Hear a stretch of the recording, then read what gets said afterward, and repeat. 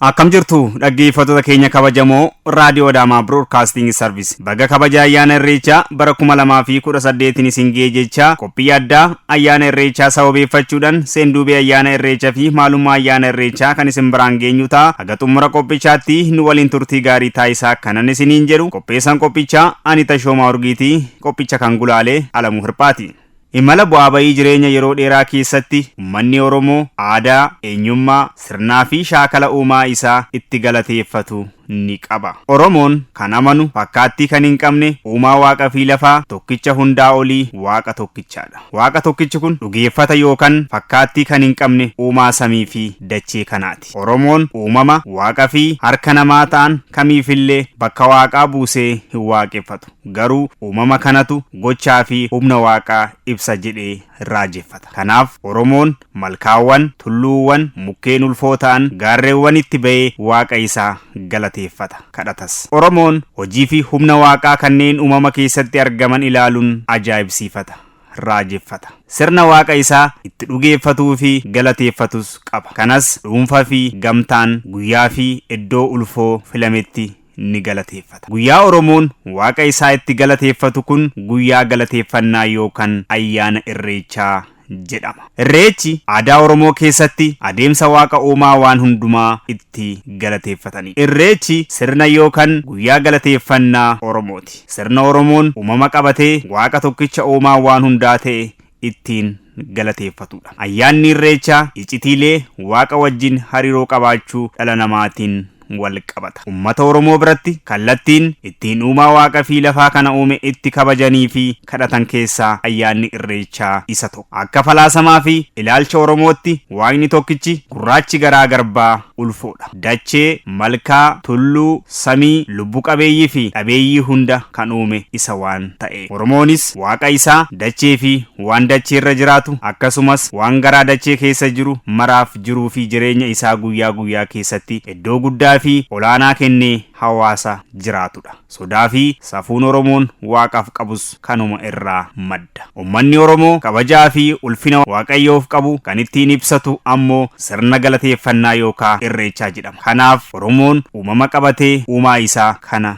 galateeffata. Gabaabumatti Irreechi guyyaa galata waaqati. Guyyaa uummanni Oromoo malkaa yookaan horaa fi tulluu irratti ba'uun nageenya fi araara, dhiifama, hawwii fi milkii gaarii, badhaadhina akkasumas tokkummaa fi obbolummaa itti labsatudha. Irreechi Oromoo kun falaasama galateeffannaa yookaan dhugeeffannaa Oromoon addunyaa kana keessatti ittiin humna waaqaa ibsu, jireenya lafa kanaa raaju, dhoksaa yookaan hicitii jiruu fi jireenya dhalootaaf yookaan labata itti aanuuf itti ibsatudha. Akka falaasama Oromootti waan hunda dura waaqatu ture. Waaqni ammoo uumama maraati. Kana irraa ka'uun Oromoon waggaatti yeroo lama waqtii birraa keessa malkaatti ba'uun, waqtii arfaasaa keessa immoo tulluutti ba'uun waaqa uumaa isaa galateeffata. Akkasumas kadhata. Kana duwwaa osoo hin taane yeroo balaawwan uumamaa muudatanii biyyi rakkoo keessa galu, waraanni yoo jiraate, dhibeewwan daddarboo adda addaa ka'uun yoo lubbuun namootaa fi beelladootaa galaafataman, Oromoon sirnoota garaagaraa raawwachuun malkaa fi tulluutti ba'uun waaqa araara fi waaqii gaafata kadhatas. Uummata Oromoo biratti Irreechi iddoo adda addaatti kan gaggeeffamu ta'uyyuu isaan gurguddoon iddoo lamatti kan raawwatamudha. Isaanis Irreecha tulluu fi Irreecha malkaati. Irreecha tulluu kan jedhamu ji'oonni bonaa darbanii yeroo bokkaan arfaasaa itti roobuu qaba jedhamee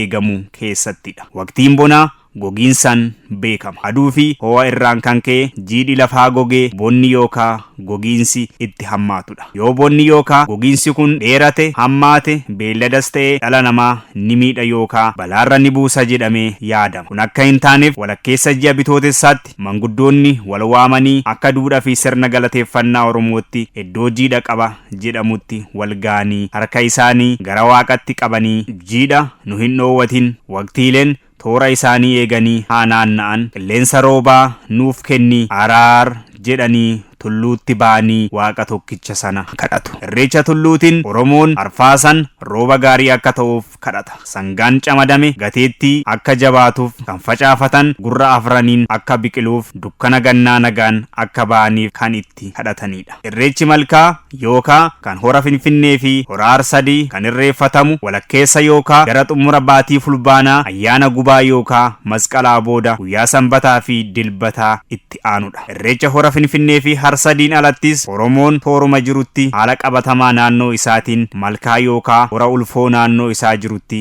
bayee hagajjiya sadaasaa walakkeessatti ni irreeffata. Waqtiin gannaa waqtii dhoqqee fi bacaqiiti. Waqtii duumessi qorrii fi roobni isaa jiruu fi jireenyaaf mijataa hin taane waqtii ulfaata. Oromoon waqtii gannaa kana irraa gara waqtii birraatti ce'uu isaatiif waaqaaf galata galcha. Baga dukkanaa fi bacaqii gannaa baatan, baga booruu gannaa ceetanii booqaa birraa geessan waliin jechuudhaan malkaatti ba'anii waaqa waan hunda isaaniif oole garaa qulqulluudhaan araara fi waaggii gaafatu. Oolmaa waaqayyoos leellisu ni himus. Birraan dhufe nagaa fi araara akka fiduuf kadhata.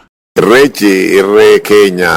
Irreecha jechuun galata ganna keessaa nu baasee birraatti nu baasee galateeffannaa uummata Oromooti. Galateeffannaa kana jarraa tokko walakkaadhaa fi uummanni Oromoo bakkeetti galateeffatullee dhabee rakkachaa ture. Rabbi haa galatoomu. Amma hora Finfinneetitti ergaa irreeffachuu qabne kun waggaa sadaffaan amma itti deemna. Afuraffaa sadaffaatti deemaa jirra. Irreechi kun Oromoon bakkeetti galateeffatu, bakkeetti wal argu, birraan bari'uu kan ittiin ibsu jechuudha. Galateeffatee wal argee ergaa walii dabarseet addaan gala akkasitti jechuudha. Irreechi calaqqee sirna gadaa fi agarsiistuu eenyummaa Oromooti. Ummanni Oromoo ummata aadaa, duudhaa, safuu fi safeeffannaa qabu yoo ta'u, jiruu fi jireenya isaa keessattis ummata qajeeltoo ofii qabuun jiraachaa turedha. Ummanni Oromoo sirna bulchiinsa madda dimokiraasii kan ta'e sirna gadaa addunyaaf gumaachuu isaatiinis warra gumaacha guddaa qabudha. Sirnoota gurguddoo Oromoo ganamaan qabu keessaa tokko kan ta'e sirna kabaja ayyaana Irreechati. Ayyaanni Irreechaa waggaatti yeroo lama waqtii birraa fi arfaasaa kan kabajamu ta'e ayyaanni kun sirna waaqa galateeffannaa fi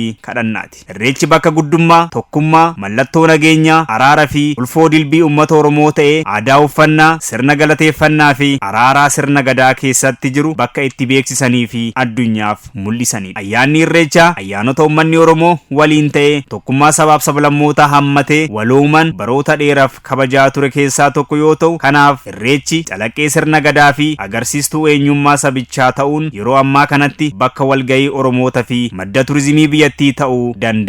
Ummanni Oromoo ayyaana Irreechaa wayita kabajatu waaqa uumaa bacaqii gannaa nu baaste, biyya nagaa gootee, midhaan nuuf biqilchite, malkaa guuttee nu baaste, booqaa birraa nu agarsiiste jechuun Irreecha irratti waaqaaf galata galchaa kan irreeffatan. Haala kanaan booqaa birraatti wayita ce'an harkatti marga jiidhaa qabatanii, caaccuu naqatanii, bokkuu qabatanii, uffata aadaan faayyamanii, yaada tokkoomin garaagartee tokkoon malee malkaatti ba'uun waaqa isaa kan itti galateeffatanidha. Irreechi uummata Oromoof mallattoo tokkummaa fi waloomaa guddaa waan ta'eef karaa aadaa, duudhaa, safuu fi safeeffannaa isaa eeggateen kabajamuun guddummaa fi tokkummaa ummatichaa agarsiisuu keessatti bakka olaanaa kan qabudha. Kanaaf bara kanas ayyaana Irreechaa fulbaana 24 fi 25 hora Finfinnee fi hora Arsadeetti kabajamu akkaataa qajeeltoo sirna gadaatiin karaa safuu fi sansaka isaa eeggateen akka kabajamuuf gahee keenya baachuu qabna. Irreechis ayyaana kan darbeef Oromoon itti waaqa uumaa isaa galateeffatuu fi kan dhufuuf immoo itti waaqa kadhatudha. Bakka olaantummaa, guddummaa fi aangoo waaqaa itti ibsamu, mallattoo barii birraa dukkana gara ifaatti ba'u, galateeffannaa, nageenya fi araaras kan ibsu ta'uu isaati. Kana malees hariiroon uumaa fi uumamaa sirnaawaa ta'e akka itti fufuuf jila nagaa ilmoon namaa itti walga'ee araara uumaa waliin itti taasifatu ta'uun